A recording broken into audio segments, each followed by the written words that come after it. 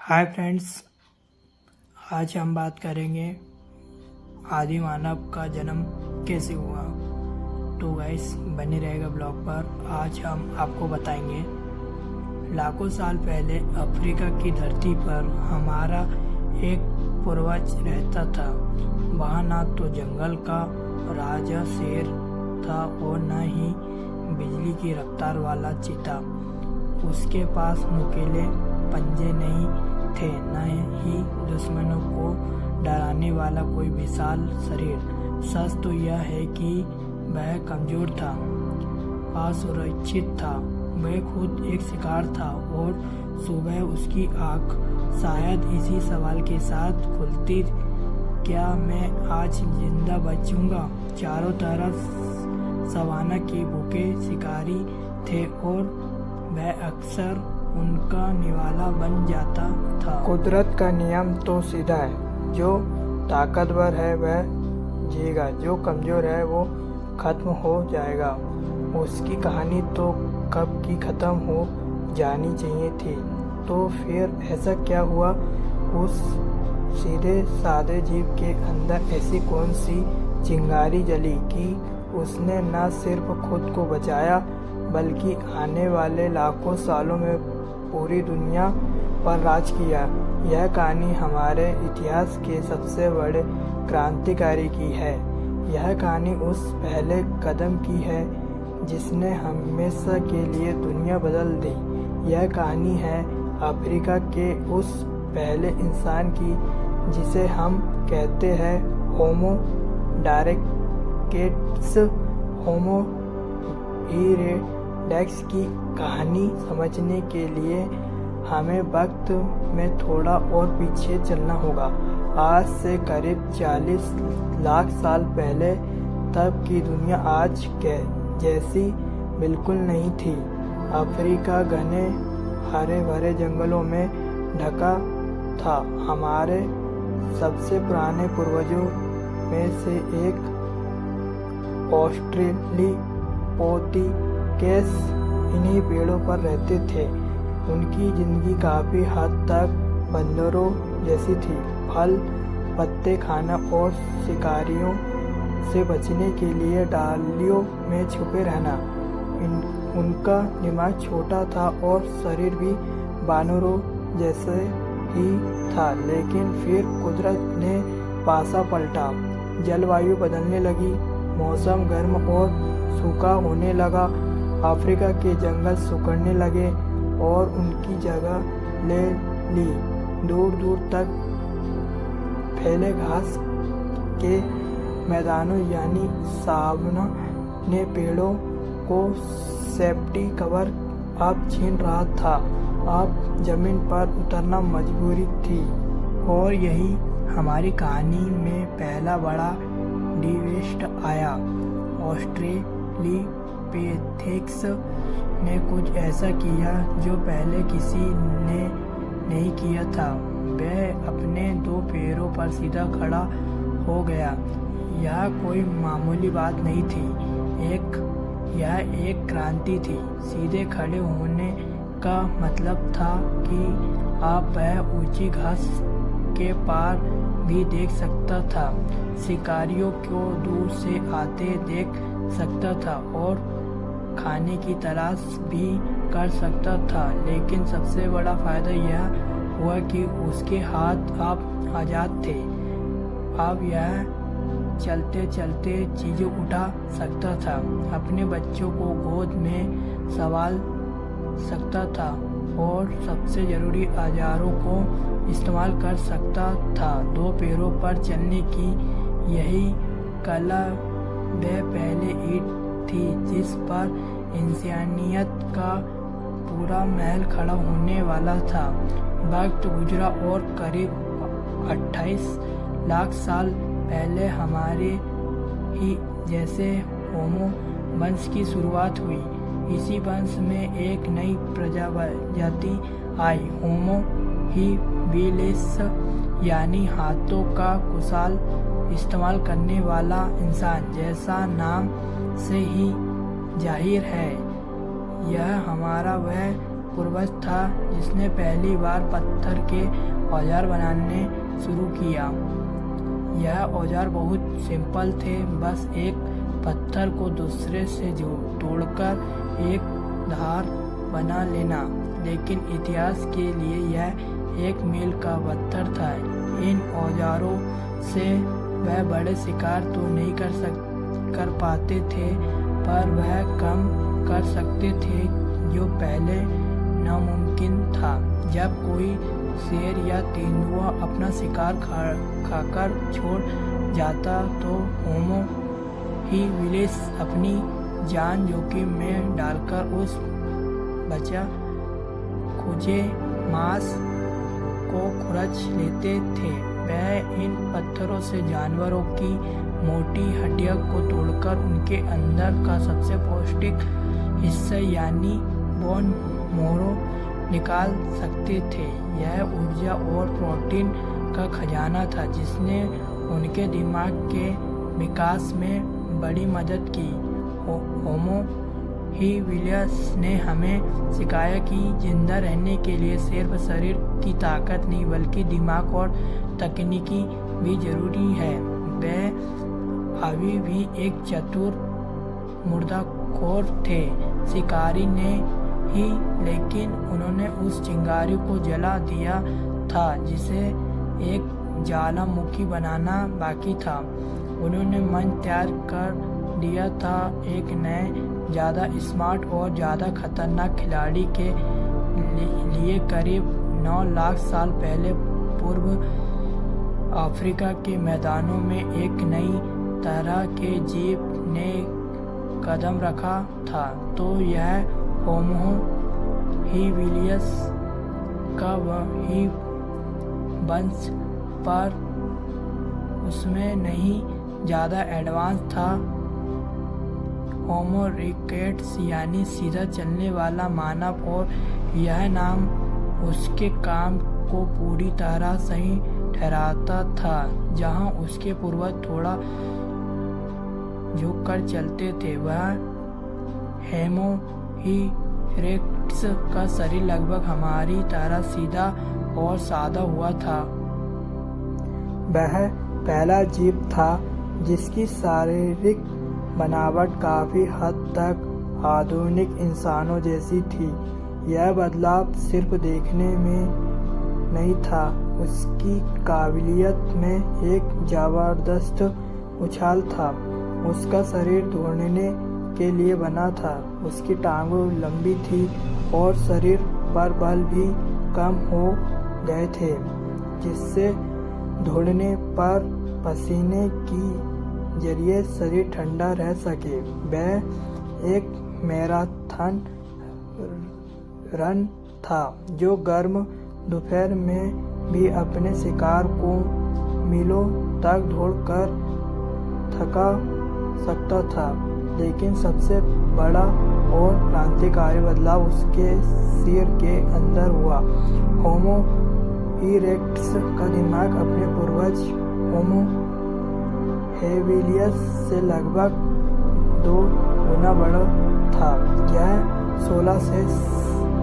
600 से 700 cubic centimetre से बढ़ाकर 1100 क्यूबिक सेंटीमीटर तक पहुंच गया था, जो औद्योगिक इंसानों के दिमाग के काफी करीब है। इस एक्स्ट्रा दिमागी ताकत का मतलब था बेहतर याददाश्त, प्रॉब्लम सॉल्व करने की क्षमता और सबसे जरूरी मिलकर काम करने की काबिलियत।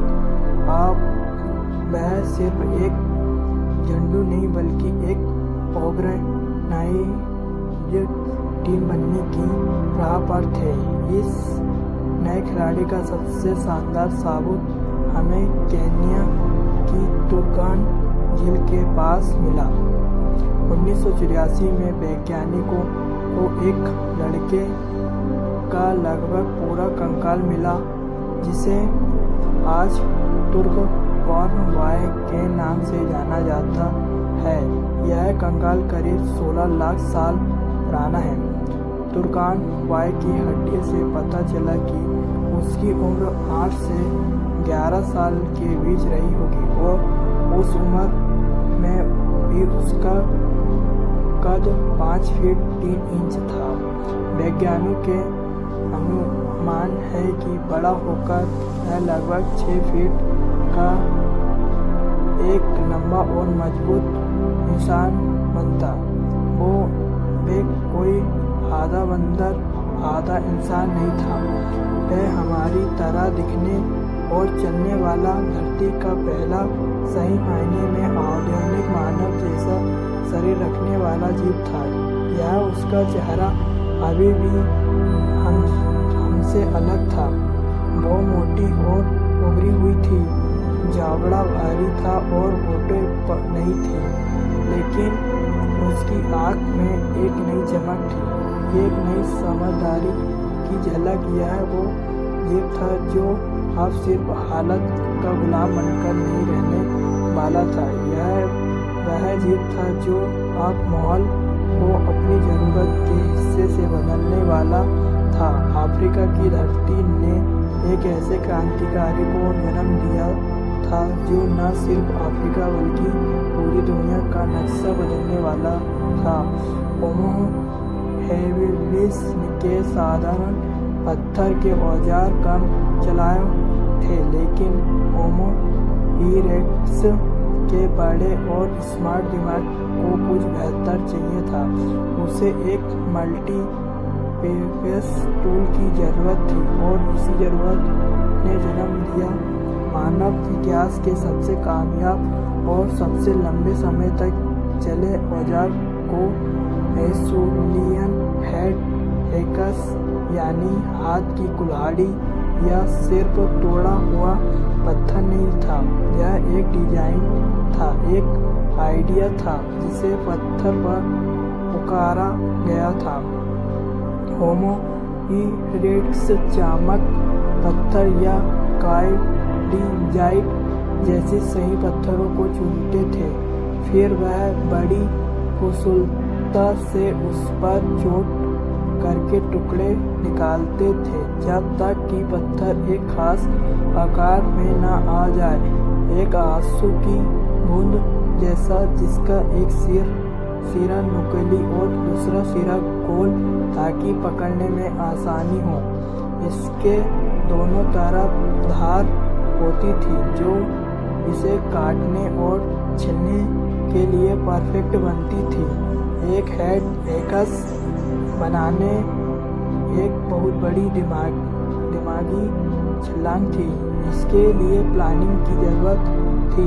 एक होमो इरेक्टस को पहले अपना दिमाग में सोचना पड़ता था कि फाइनल टूल कैसे दिखेगा। उसे पता होना चाहिए था कि पत्थर पर कहाँ और कितनी जोर से मारना है। यह दिखाता है कि उनके अंदर सिमेटेड यानी बनावट में समानता की समझ पैदा हो चुकी थी। यह कला और विज्ञान की एक छिपी हुई शुरुआत थी। यह हुनर एक पीढ़ी से दूसरी पीढ़ी को सिखाया जाता था, जिसका मतलब है कि उनके बीच सीखने और सिखाने का एक सिस्टम बना चुका था। यह हेडकास उस दौर का स्पोर्ट्स आर्मी नाइफ था। इसके नुकीले सिरे से वह जानवरों की मोटी खाल काट सकते थे। इसके धारादार किनारों से वह लकड़ी छिलकर भाले जैसे हथियार बना सकते थे और इसकी भारी गोल सिरे से वह हड्डियां तोड़ मोड़ निकाल सकते थे। यह जमीन खोदकर कदमूल निकाल सकते थे। यह एक पूरा टूल किट था जिसे वह हमेशा अपने साथ रखते थे। जरा उस सीन की कल्पना कीजिए। होमो इरेक्टस का एक ग्रुप नदी किनारे बैठा है। कुछ लोग बड़े बड़े पत्थर ला रहे हैं। एक अनुभवी सदस्य, शायद ग्रुप का लीडर, एक नौजवान को सिखा रहा है कि पत्थर पर चोट कैसी मारनी है। हवा से हवा में पत्थरों को काटने की टक टक की आवाज़ गूंज रही है। यह सिर्फ औजार नहीं बना रहे हैं, यह एक समाज बना रहे हैं। यह ज्ञान बांटा जा रहा है, रिश्ते मजबूत हो रहे हैं और एक ऐसी टेक्नोलॉजी को परफेक्ट किया जा रहा है जो अगले 10 लाख साल तक इंसानियत के काम आएगी। यह हेक्स होमो इरेक्टस की बढ़ती हुई बुद्धि और दुनिया पर काबू पाने की उनकी इच्छा का प्रतीक था। लाखों साल तक रात का मतलब था अंधेरा, ठंड और खतरा। जब सूरज डूबता तो दुनिया खतरनाक शिकारियों की हो जाती। आग और दहशत थी। जंगल में जब बिजली गिरती तो आग सब कुछ जलाकर राख कर देती और हर जानवर आग से डरता था, हमारे पूर्वज भी। लेकिन होमो इरेक्टस ने इस विनाशकारी शक्ति में एक मौका देखा। उन्होंने देखा कि आग से बड़े बड़े शिकारी भी दूर भागते हैं। उन्होंने महसूस किया कि आग के पास गर्मी होती है। उन्होंने शायद यह भी देखा कि आग में भुने हुए जानवरों का स्वाद कच्चे मांस से बेहतर होता है। उनके दिमाग ने इन सब बातों को जोड़ा और एक क्रांतिकारी आइडिया को जन्म दिया। क्या हम इस आग को काबू कर सकते हैं? शुरुआत शायद एक एक्सीडेंट से हुई होगी। हो सकता है किसी जलते जंगल से उन्होंने एक सुलगती हुई टहनी उठा ली हो और उसे अपनी गुफा में ले आए हो। धीरे धीरे उन्होंने उसे जिंदा रखना सीख लिया। वैज्ञानिकों को इस बात की पक्के सबूत तो नहीं मिले हैं कि होमो इरेक्टस खुद आग जला सकते थे, लेकिन इस बात को मजबूत साबुत है कि वह आग का इस्तेमाल करना जानते थे। दक्षिण अफ्रीका की बंडरक गुफा जैसी जगह पर करीब 10 लाख साल पुरानी जली हुई हड्डियां और राख मिली है, जो इस बात का एक मजबूत संकेत है कि होमो इरेक्टस या उनके जैसे शुरुआती इंसान आग को अपनी गुफाओं में इस्तेमाल कर रहे थे। आग पर काबू पाना इंसानियत के इतिहास का शायद सबसे बड़ा टर्निंग पॉइंट था। सबसे पहले यह थी सुरक्षा। रात में जलती आग एक सुरक्षा कवच थी जिसके पास कोई शिकारी आने की हिम्मत नहीं करता था। अब रात के डर की नहीं, आराम की थी। दूसरा यह था गर्मी। आग ने उन्हें ठंडी रातों और सर्द मौसम में जिंदा रखा। इसी वजह से वह आगे चलकर अफ्रीका को गर्म माहौल से निकालकर यूरोप और एशिया के ठंडे इलाके में बस पाए। तीसरा और शायद सबसे जरूरी यह किचन था। एक मजबूत वैज्ञानिक थ्योरी यह है कि खाना पकाने की कला ने हमारे विकास में एक बहुत बड़ा रोल निभाया। पका हुआ मांस नरम, पचाने में आसान और ज़्यादा पौष्टिक होता था। पकाने से बैक्टीरिया भी मार जाते थे, जिससे बीमारियां कम हुई। इस एक्स्ट्रा एनर्जी ने उनके पहले से ही बड़े दिमाग को और भी बड़ा होने में मदद की। चौथा, यह एक सोशल नेटवर्क था। दिन भर के शिकार के बाद पूरा ग्रुप आग के चारों ओर इकट्ठा होता था।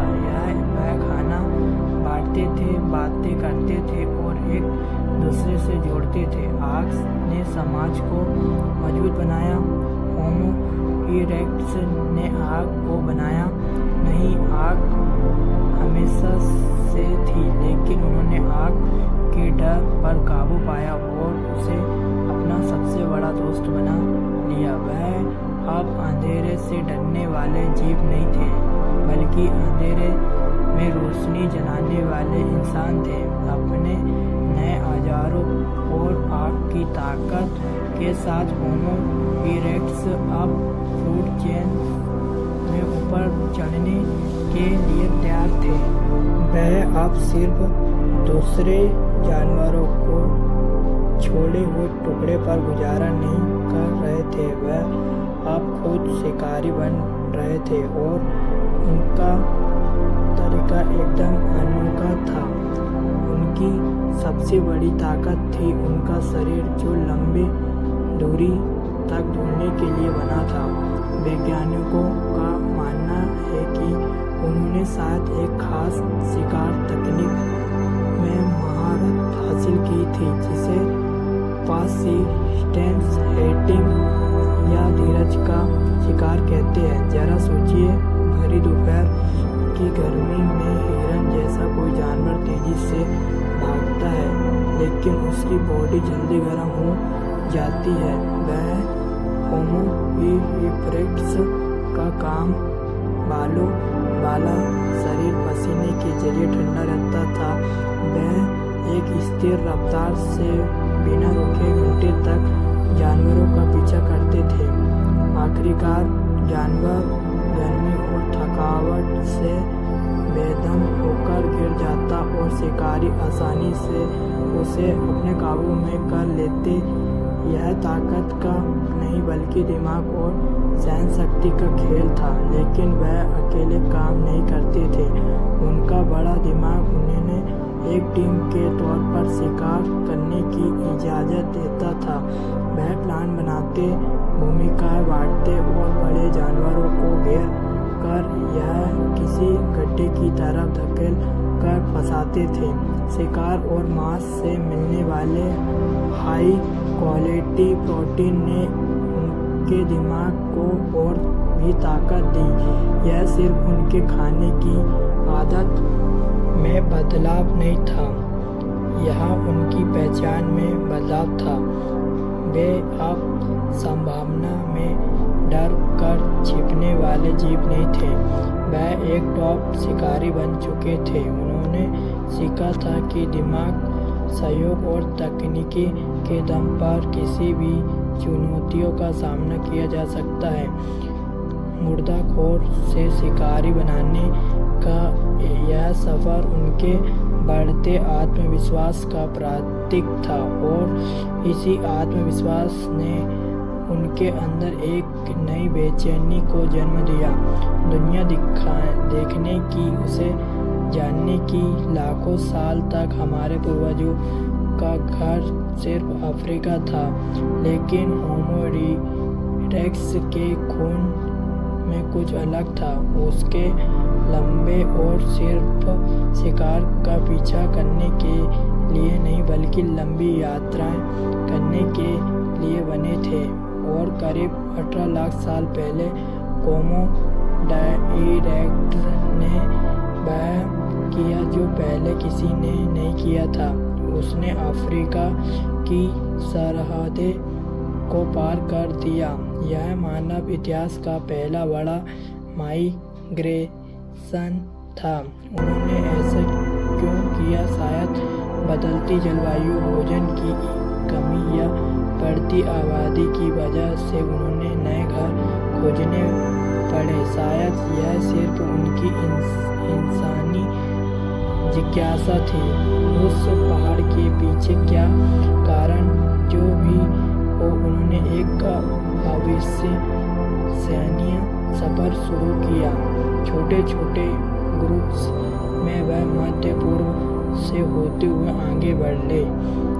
जॉर्जिया देश के दमनिस नाम की जगह पर 18 लाख साल होमो इरेक्टस के जीवाश्म मिले, जो अफ्रीका के बाहर उनके सबसे पुराने सबूतों में से एक है। वह से उनकी यात्रा 2 दिशा में बढ़ गई। एक ब्रांच यूरोप की तरफ गई तो दूसरी बड़ी ब्रांच पूर्व की ओर एशिया में फैल गई। वह भारत पहुंचे और फिर इंडोनेशिया के जावा द्वीप तक जावा मैन के आवेश मिले। वहाँ और आगे बढ़े और चीन तक पहुंच गए, जहाँ पे मैन के कंगाल मिले। चीन की गुफाएं में आग का इस्तेमाल को काफ़ी सबूत मिले, जिससे पता चलता है कि उन्होंने अपनी सबसे बड़ी खोज का इस्तेमाल ठंडी सर्दियों से बचने के लिए किया। यह सफ़र चुनौतियों से भरा था। हर नए इलाके का मतलब था नया मौसम, नए जानवर और नई बीमारियां, लेकिन होमो इरेक्टस हर माहौल में ढलने के उस्ताद था। उसका दिमाग, उसके औजार और आग पर उसका काबू उसे कहीं भी जिंदा रहने की ताकत देते थे। वह सिर्फ एक जगह से दूसरी जगह नहीं जा रहे थे, वो हर नई जगह को अपना घर बना रहे थे। होमो इरेक्टस इंसानियत के पहले महान खोजी थे। उन्होंने साबित कर दिया कि इंसान किसी एक माहौल से बांधा नहीं है। बुद्धि और तकनीकी के साथ वह कहीं भी रह सकता है। उन्होंने इंसानियत के दमों को निशान अफ्रीका से निकालकर पूरी पुरानी दुनिया, अफ्रीका, एशिया और यूरोप में फैला दिया। उन्होंने उस रास्ते की नींव रखी जिस पर चलकर भविष्य में हमें यानी होमो सेपियंस पूरी धरती पर फैलने वाले थे। होमो इरेक्टस की कहानी कुछ हजारों साल की नहीं है। यह प्रजाति इस धरती पर अब विश्वसनीय रूप से लंबे समय तक रही। करीब 20 लाख साल पहले उनकी शुरुआत से लेकर शायद 17,000 साल पहले उनकी आखिरी निशान मिलने तक यह किसी भी दूसरी इंसानी प्रजाति से कहीं ज़्यादा लंबा समय है। हमारी अपनी प्रजाति होमो सेपियंस को तो अभी सिर्फ 3 लाख साल ही हुए हैं, लेकिन कोई भी कहानी हमेशा नहीं चलती। इतने लंबे रात के बाद होमो इरेक्टस का सूरज धीरे धीरे ढलने लगा। उनका अंत किसी एक घटना से नहीं बल्कि कई वजह से हुई एक धीमी प्रक्रिया थी। बदलती जलवायु ने उनके लिए मुश्किल खड़ी की, साथ ही अब कंपटीशन भी बढ़ गया था। होमो इरेक्टस से ही ज़्यादा एडवांस मानव प्रजातियाँ विकसित हुई, जैसे यूरोप में नाइटथेल और अफ्रीका में हमारे अपने पूर्वज शुरुआती होमो सेपियंस। उनके दिमाग और भी बड़े थे, औजार बेहतर थे और साथ यही सामाजिक रूप से भी ज़्यादा कुशल थे। इस नई रेस में पुराना खिलाड़ी धीरे धीरे पीछे छूट गया। इंडोनेशिया के जीव द्वीप पर हमें होमो इरेक्टस के आखिरी ज्ञात आवेश मिले हैं। ऐसा लगता है कि यह उनकी आखिरी पनाह थी, जहां वह दुनिया के बाकी हिस्से में काट कर रह रहे थे, जब तक कि बदलते माहौल ने उन्हें हमेशा के लिए विदा नहीं कर दिया। तो क्या होमो इरेक्टस एक फेलियर थे? बिल्कुल नहीं।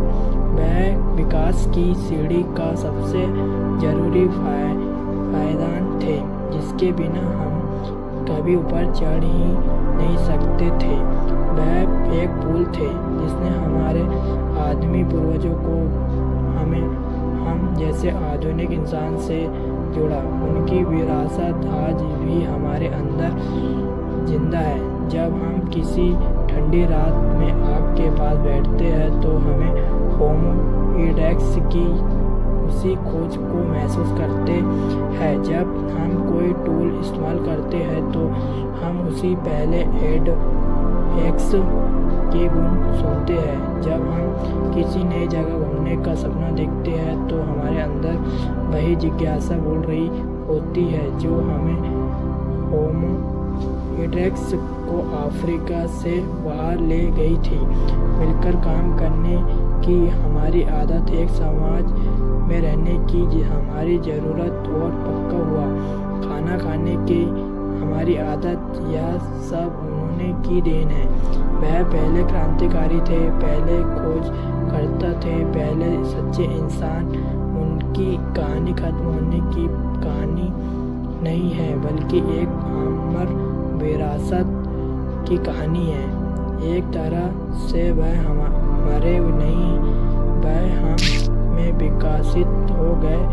अगर आपको होमो परफेक्ट्स की यह कहानी पसंद आई और आप हमारे पूर्वजों को ऐसे ही और रोमांचक सफ़र पर चलना चाहते हैं तो इस वीडियो को लाइक करें और इसे अपने दोस्तों और परिवार के साथ शेयर करें और हमारे चैनल को सब्सक्राइब करना ना भूलें ताकि इंसानियत की इस अद्भुत कहानी को कोई भी पन्ना आपसे छूट न जाए।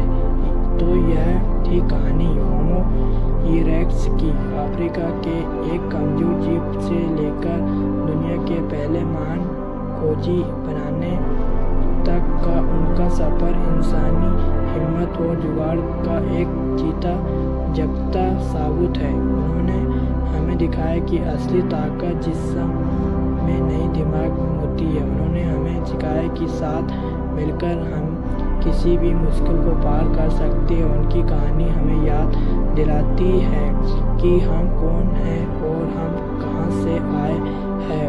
हमारे डीएनए में हमारी आदत तो आज भी होमो परफेक्ट्स की एक झलक जिंदा है। वह हमारे इतिहास के पहले हीरो थे जिन्होंने इंसानियत को जिंदा रहने की लड़ाई से निकालकर तरक्की के रास्ते पर खड़ा किया।